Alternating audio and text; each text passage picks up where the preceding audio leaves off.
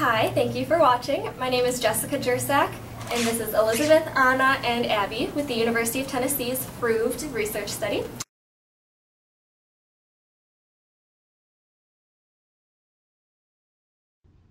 For the height measurement, the participant should look straight ahead with their eyesight parallel to the ground, not tilting their head up or down.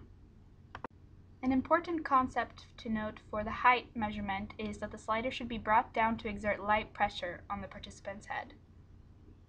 Please ask the participant to take their hair out of any ponytails, buns, etc., and to remove any hair clips on top of their head that may affect the measurement. If this is not possible, the researcher should lightly press their hand on top of the participant's head and eyeball where the slider should be to measure. So this assessment is going to be how you take somebody's height. So the first step is to ask your participant to remove her socks and shoes. Would you always want to have a chair or a stool there so that they can lean on it or put their clothing on that? And you also need a wall-mounted stadiometer, which you can see in the background here. So then you'll ask your participant to step onto the stadiometer, facing out towards you. And the researchers will move to the side. And when we do a height assessment, you want 4 points of the participant's body to touch the back of the stadiometer, and that would be the back of the heels, the buttocks, the shoulder blades, and the back of the head. And then the participant will take a deep breath in, arms down at her sides, and during that inhale they slide down the slider, and then she'll exhale and breathe normally, and that's when they will look at the number and take the measurement in centimeters, and you record to the nearest tenth of a centimeter. 4. Good. So then you can slide the slider back up, remove, and you will do it one more time. Repeat the same measurement, have her step back in, 4 points touching, feet together a little bit. Good. Deep breath in, and slide it down. Exhale, breathing normally. And record the number again. If the two measurements are not within 2/10 of a centimeter, then you need to repeat and do a third measurement. The stadiometer can either be wall-mounted or portable. If using a portable stadiometer, the arm needs to be parallel and firmly flat to the wall.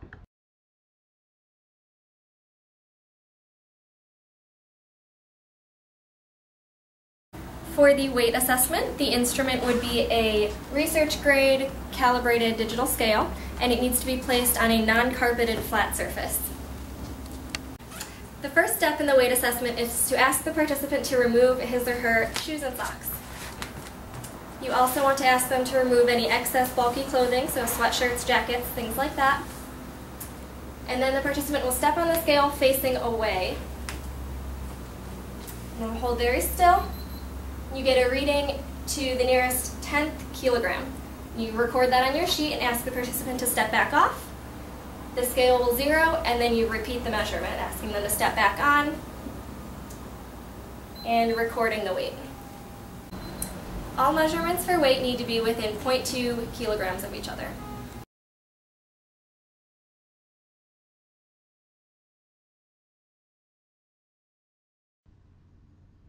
You are going to be measuring the waist circumference at the top of the iliac crest. So this is how you would find the top of the iliac crest. You find the highest point of the pelvis, which is the anterior superior iliac space. You'd compress gently against the pelvis with the space between your thumb and your index finger. Move your index finger slowly downward until you feel a slight bony protrusion that's angled toward the pubic region. This is the iliac crest. When you're measuring the waist circumference on your participant, think of the glass table concept. The plane of glass would go through the participant at the waist so that if a ball was placed on the glass, it would not roll off. So keep the tape measure parallel to the ground. Materials for the waist circumference measurement include a Gulick non-stretchy tape-resistant measure, a surgical marker that can be easily removed with hand sanitizer, a stool to place extra clothing and shoes on, and then a private area that's secluded from the rest of the room for privacy. So this is the protocol for the waist circumference measurement. You would like your participant to be in loose-fitted clothing. If they are in a dress, you should have extra t-shirts and shorts for them to change into. The first step would be to ask your participant to gently lift up their shirt to their belly button level. And then your researchers will feel on each side the lowest palpable rib and the top of the iliac crest. And with the surgical marker, you will mark halfway in between those 2 points. And that is generally the natural waist where the bend would be if she were to bend sideways. So you make those marks on both sides. And then you take your stretch-resistant tape, wrap it around the waist with the marks that you measured. And here you want your participant to be breathing normally. Take a couple deep breaths and then relax. You don't want them to be sucking in or extending their stomach outward, so just natural breathing.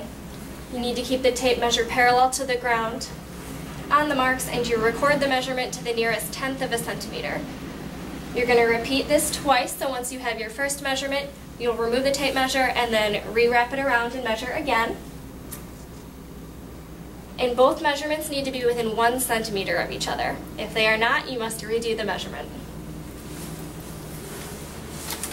Afterwards, you'll wipe off the marks that you made with hand sanitizer.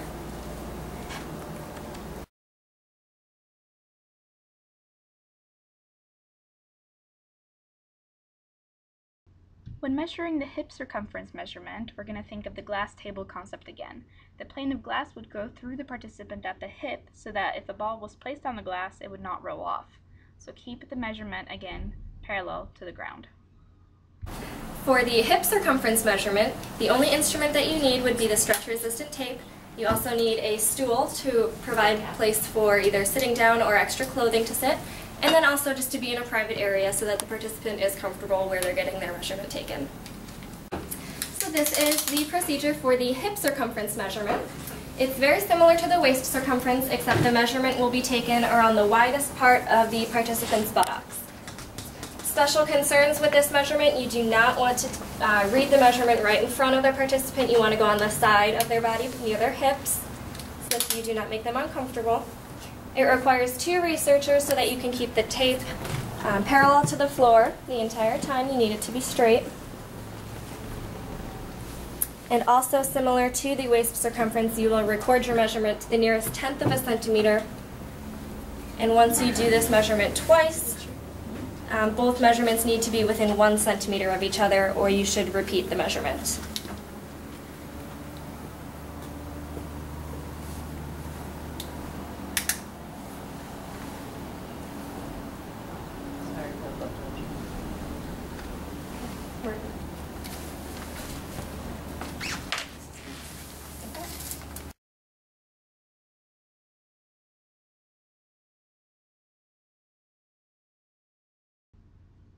When performing the neck circumference measurement, you want to make sure that you think of the glass table concept again. The plane of glass will go through the participant at the neck so that if a ball was placed on the glass, it would not roll off. Again, keep the tape measure parallel to the ground. For the neck circumference measurement, the only instrument needed is the stretch-resistant tape measure. For the neck circumference measurement, you are going to take the circumference around the Adam's apple of the neck. So you would ask your participant to swallow so you can gently feel where the Adam's apple is, and where it rests is where you're going to place the tape measure around. You may need to help hold the participant's hair up or back. If they can pull it up into a ponytail, then that would be helpful. And again, it takes 2 researchers so that you can have the tape parallel to the floor, and you record within 1/10 of a centimeter.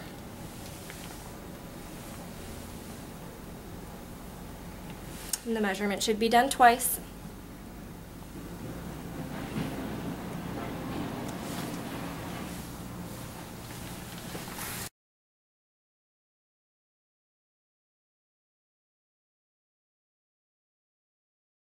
For the blood pressure measurement, required materials would be a research-grade digital blood pressure monitor, a table to hold the monitor and the participant's arm, a chair for the participant to sit in, and a watch to measure 5 minutes before you actually take the measurement.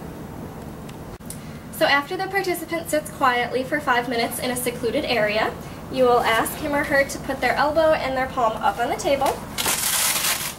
You will use the appropriate blood pressure cuff. Feeling for their brachial artery, you will place the cuff around the arm.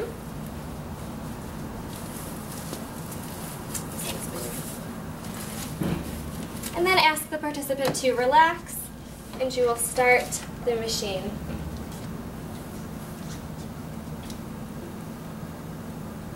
You'll do this 2 times. The digital blood pressure monitor will restart on its own, and you record both measurements on the data collection form.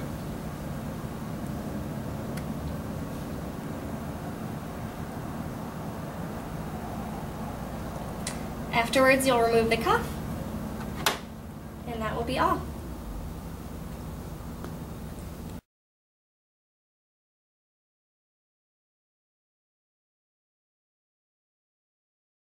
The only instrument required for the image capture is a quality digital camera. The participant for the image capture will have a sheet of paper that has their state ID and their participant ID written in permanent marker on the top. You'll ask the participant to stand against a neutral colored wall and hold the piece of paper up about the height of their collarbone. And you'll ask them to have a pleasant expression, but not smiling or not frowning, kind of like your passport picture. You want to make sure the hair is out of their face and their forehead, and ask them to look at the camera. And in the frame of your camera, you need the top of their head and the frame of their shoulders to be in the picture.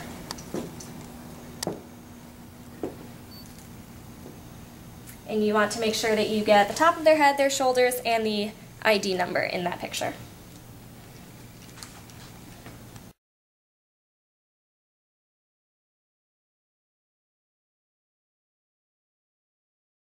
The fun part of the assessments is where the participant gets to play a game with Team Tomato. The first game is what we call the shell game, where the participant needs to try to figure out which cup our orange stress ball is under. Or whatever ball you have. You ready? Ready. It is starting under the middle cup. Okay.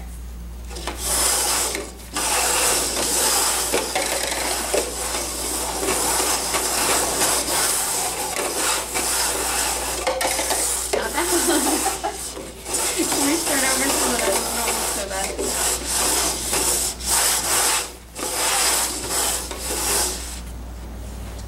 I think it's still under the middle one. Haha! If the participant guessed incorrectly, they get a consolation prize. If she would have guessed the correct cup, she would get the grand prize, which right now is a Fruved t-shirt.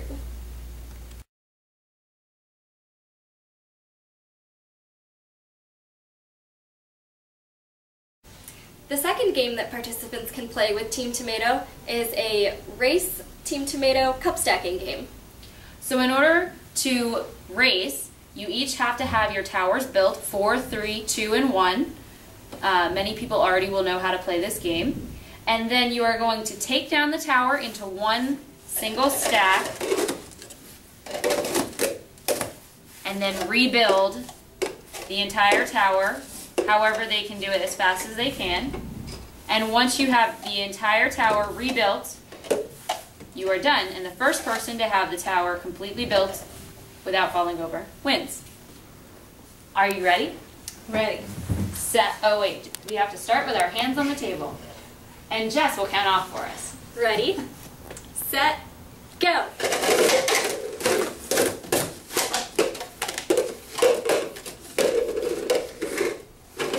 You work so much better than me.